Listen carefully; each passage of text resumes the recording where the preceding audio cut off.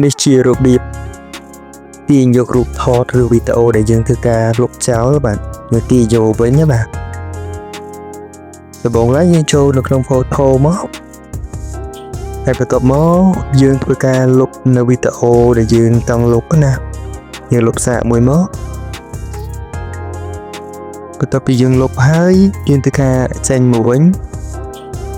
ហើយបន្ទាប់មកយើងចូលក្នុង photo ទៀតមកហើយយើង scroll វាឡើងទៅលើបាទ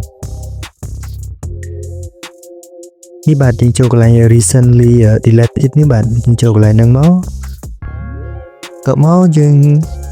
ចូលមើលវីដេអូដែលយើងធ្វើការលុបនោះបាទហើយវាទុកពេលយើងរយៈពេល30ថ្ងៃបាទបើយើង